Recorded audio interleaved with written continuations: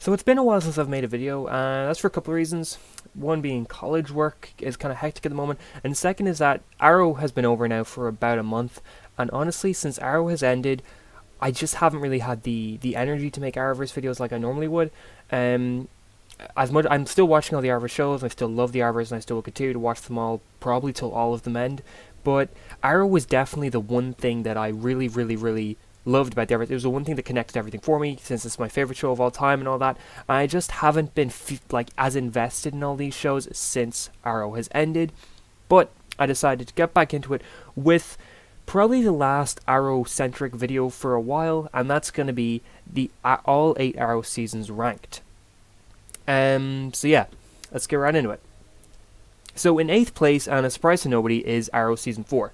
Now, I actually like this season a lot more than most people do, and that's mainly because I'm a huge fanboy when it comes to this show. Even when the show was at its worst, I still try and justify why I like it or something like that. But I actually do. There are a good few episodes in the season that I really enjoy, mainly episode 15, which is Taken. I think 11:59, which is where Laurel dies. I think that's actually a really good episode, despite it being the one where Laurel dies. I even find the following episode also to be quite a good episode, quite a good send-off for the character of Laurel, the way we get the flashback showing to Tommy's funeral. I think all that's good. But obviously this season is the worst season. There's no getting around that. After seasons 1, 2, and most of 3 being gritty, realistic, and just kind of like a really good interpretation of the Green Arrow and the characters, Season 4 pretty much threw all that out the window. It became a romance show. It became more focused on drama than it was in the superhero antics. Even the action wasn't near as good as it usually is. The fight scenes were all they looked more sloppy. I think the only thing that you could still make an argument for being as good as the other seasons is the soundtrack, which the soundtrack is still amazing in this season. But yeah, the Felicity becomes almost unbearable this season. Damien Dark is a terrible villain in the show. He doesn't suit Arrow as a villain at all. He might suit Flash as a villain, but when he goes over to Legends of Tomorrow, you can really see that he's a character much suited to those kind of elements, and much less what they do in this. Plus, there's just not a lot of things that are interesting about it. Even the story about what Damien Dark is trying to do is quite boring. There's not a lot of stuff to love about it. Like even the episodes that I really enjoy in this season, even those episodes do all have some kind of takeaway elements. And yeah, in 7th place I have season 7. Now, 7th place on this list and 6th place on this list are pretty interchangeable, and I'm actually doing a rewatch of Arrow at the moment, and it's very possible that I will switch up these two seasons again once I get to them on my rewatch. Because season 7 has an amazing first half. Probably the best first half of the season since season 1 or 2. And that's being the slab side related stuff with Oliver being in prison. And that was just an amazing arc. Seeing Oliver having to team up with some of his old villains in order to get out of the prison. Just the slab side redemption episode was amazing. It's one of the best episodes the show has ever had. We got some great stuff between Earth 2 Laurel and Felicity and Dinah Drake. That was really good. Even the mystery surrounding who is the new Green Arrow was really interesting, and it had me very much invested. I actually wasn't a big fan though of who they revealed the Green Arrow to be, and that's mainly one of my biggest cruxes with the second half of the season. I think the second half of the season is borderline terrible. I think that it has some of the worst episodes the show has had in there, and while there is some good episodes in there, overall it's pretty sloppy, pretty boring. It kind of just focuses more on drama. Emiko isn't a very good character, I don't think. I don't get why they introduced her this late into the show, if they were because Thea in the show is already a combination of Mia and Emiko, and I don't really see the reason of having Emiko if you already have Thea in the show. I know they already didn't have Thea for most of season 7, so that kind of makes sense why they used Emiko, but I don't really get their reasoning for that. But I just didn't really like a lot of season 7. I thought that if the season was as good as the first half, if the whole season was as good as the first 8 or 9 episodes, then the season would be much higher up on the list. But yeah, I just don't think there's a lot of good to it. In 6th place, I have season 6. Now, season 6 is a weird season because I actually don't think there's anything amazing about it. Like episode 18 and episode 4 and 5, which are the two Deathstroke episodes, I think all of that is really good. But like, for example, with season 7, you have an amazing first half and a pretty meh second half. I think that both the first half of season 6 and the second half of season 6 are just alright. Neither of them are amazing, neither of them are terrible. Now sure, the Team Arrow Civil War arc is pretty boring, but I still think that there's some stuff you can enjoy out of those episodes that kind of balances it out. I hated what they did with Vigilante. This Vigilante was one of the coolest new characters in season 5, and they kind of ruined his character in this. But yeah, that's kind of why the season falls here. It doesn't have like a terrible half, but it doesn't have a great half either. It just kind of falls in the middle. And Diaz, he's a better villain than Damien Dark, like in Arrow, but he's a weird villain to explain because he is unpredictable, but I find that a lot of his unpredictability more so falls on bad writing than it does on actually being like, oh my god, you don't know what he's going to do next. Like, when they're writing Diaz, it feels like they don't really know what they're doing rather than the character himself being unpredictable, which is a little bit annoying. And actually, Diaz's origin episode was quite good as well, but that also came far too late. His origin episode probably should have been like right after he was introduced, to be honest. Also, Diggle's arc about how he basically was on like the steroids or the drug enhancement stuff to kind of get over what happened to Lian Yu, that was annoying. And also the fact that the Lian Yu, which was the best season finale the show has had, basically had no lasting effects besides a couple minor things here or there, was a little bit annoying. But then again, seeing Oliver's mayor and seeing Oliver's mayor properly this season, and then seeing the him also have to handle being a father was quite good. There's a couple things that work, but overall I felt that a lot of the season, it wasn't that it didn't work, it just was quite boring and not as interesting as it could have been. In 5th place, I have season 3. Now, this is a season that I actually disagree with a lot of people on, because a lot of people think that season 3 was the clear decline of the show, where, things weren't being as good as they could be. And I sort of agree with that. Like, season 3 is definitely a step down for seasons 1 and 2, but at the same time, I find a lot to really like about season 3. I actually, while the Ra's al Ghul stuff is kind of boring, I still find the back half of season 3 to have quite a lot of really enjoyable episodes. Like, it's the main story that kind of falls flat, but I think that the episodes on their own are actually quite good. There's a lot to enjoy about them, like The Climb, Broken Arrow, Sarah, The Calm, and even the Brick arc right after the mid-season final, or the mid-season final, sorry. All of that is really good. All I can really think that I don't like is just the League of Assassins stuff and the Ra's al Ghul stuff is quite boring and tedious a lot of the time. Like, stylistically, Nanda Parbat looks very boring. It doesn't have the same kind of, I don't know how to put it, but it's like with Malcolm Merlyn and Slade Wilson, there's something very, very, very specific about their characters that make them very enjoyable. Ra's al Ghul and Nanda Parbat doesn't exactly have that. There's not too much things in it that you're like, oh, remember how cool that was? It's kind of just all meshes together, and that's one of my problems with season 3. While with season 1 and 2, you can remember the plot points, you can remember the episode a villain did something really, really cool, but with season 3, all of the Ra's al Ghul and Nanda Parbat stuff kind of gel together, and while you can probably remember specific episodes, you probably can't remember exactly when Ra's al Ghul, like, did this, or you saw something cool in Nanda Parbat. You're probably like, oh, it was probably around this part of the season. On top of that, this is the first season that I thought the flashbacks were quite a disappointment. The China stuff just didn't really do it for me. I didn't find a lot to grasp on. I actually think that this might be my least favorite season of flashbacks. I think the Russian flashbacks in season 5 and the Lian Yu flashbacks in season 4, I think while both of them aren't near as good as season 1 and 2 flashbacks, they are still better than the China stuff, which was quite disappointing. But yeah, overall, I still think that this episode has a lot of good stuff. It's like, I don't think the season as a whole was amazing, but there were enough good episodes throughout the season to make me want to go back and watch certain episodes from the season. It's not like where a lot of people will be like, oh my god, I just skipped season 4 and rewatches. Season 3 isn't like that for me. I wouldn't dream of skipping season 3 because there's still so much cool stuff in there. So yeah. In fourth place, I have season 8. Now, this was a really difficult one to place because I actually like episode 1, which is Welcome to Starling City. Or no, it was just called, sorry.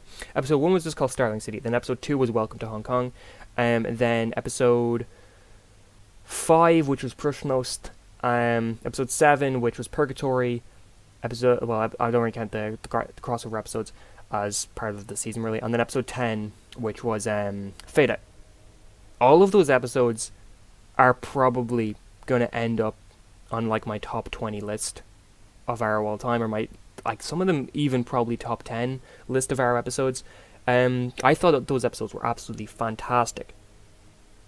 And even the other episodes, like Present Tense, Leap of Faith, Reset, Green Arrow and the Canaries.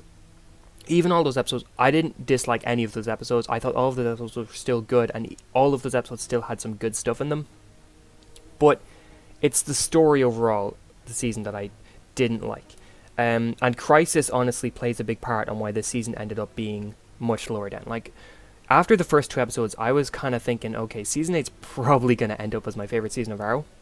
But after seeing Crisis and how almost nothing that happened in the 7 episodes leading up to Crisis mattered, really. It's like we spent so much of this season on Laurel and Black Siren, and that was good because we assumed it was all leading somewhere in Crisis, and then nothing happened with her in Crisis, and you're basically left going, okay, so when you're rewatching the first couple episodes of the season and you're seeing all of this screen time left to Laurel, it's good when you're watching it, but when you kind of think about it and realize that it actually doesn't lead anywhere, and this actually doesn't mean anything for the story overall, you're kind of left going, okay, that's a bit annoying.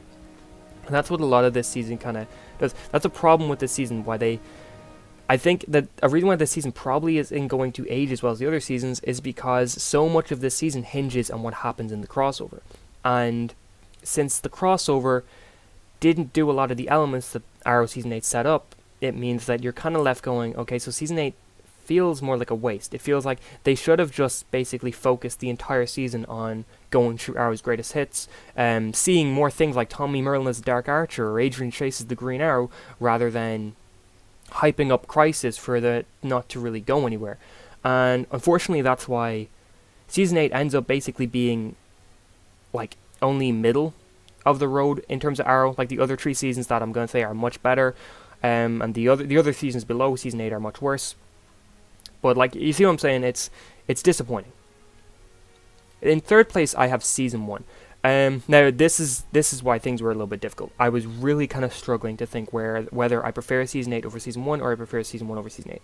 And I came to the conclusion that I prefer Season 1 because of the whole crossover elements. You don't have to worry about the crossover with Season 1. Everything that happens in Arrow Season 1 has a reason for happening. It has consequences.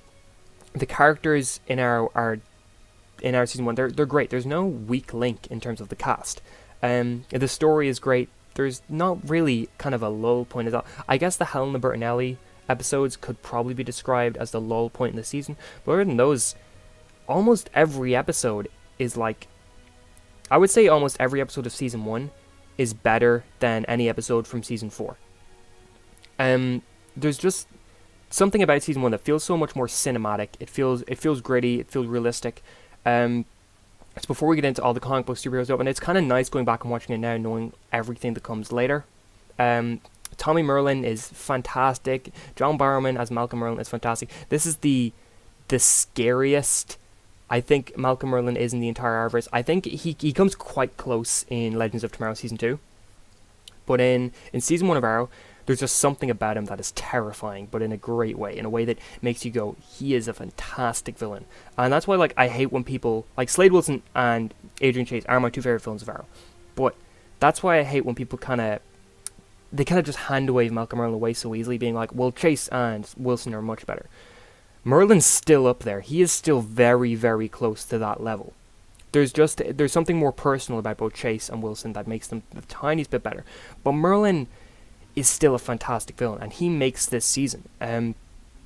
There's so much goodness in this season, and yeah, this is this is definitely a top 3 season for me. Maybe when I rewatch season 8, because I haven't actually given season 8 a proper rewatch yet, I'll be like, okay, maybe I like that more than season 1, but at the moment, I don't see how I could.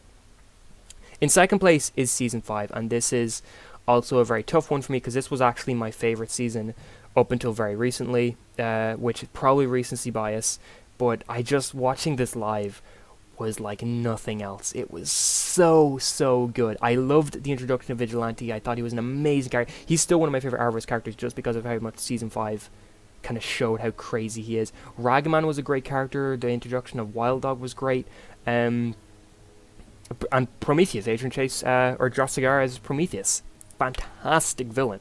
The soundtrack for him, the soundtrack for all of the characters in this season is phenomenal, and Lian Yu remains as one of the greatest episodes the Arrowverse has ever had, as well as being one of the craziest cliffhangers that the Arrowverse has ever had. This is also the first time we really see Manu Bennett back since season 2. I know he had that episode in season 3, but it was a little bit disappointing. So yeah, and we see the return of Captain Boomerang, which was kind of crazy considering a lot of us thought that, well, he's probably done in the Arrowverse now. And we finally get Talia al Ghul, which was a character that a lot of people have been waiting to see properly for a long time. And we kind of just settled on the fact we probably would never see her in the Arrowverse. But the only kind of weak link about this season is the first half of the season has a couple pretty slow, boring episodes. I remember really not liking episode 2. Which was all the on the line, ring the bell sort of stuff with Oliver training the new team. Then there's also a couple episodes right after the mid-season that I don't like. I think episode 10 and episode 11 are probably 2 episodes which I'm not a big fan of. And then there's also episode 20 and episode 21. But episode 19 and 20 aren't the best for me. There's a lot of iffiness there. But overall, this season, when it's good, it's Arrow at its absolute best. And in first place, I have Season 2. A season that only ended up as first because of my recent rewatch of Season 2. Otherwise, it would have been in second place still.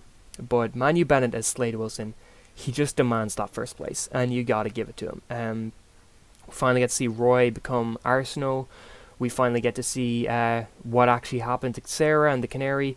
And it's actually crazy that Katie Lotz has been in the Arrowverse since as far back as this season. And Sarah Lance has been in it since season 1. But this season while Arrow season 1 does have the tiniest little bit of lull spots with the Helena Bertinelli episodes, I don't think season 2 has a single bad episode, or even a single mediocre episode. I think every episode of season 2 is great.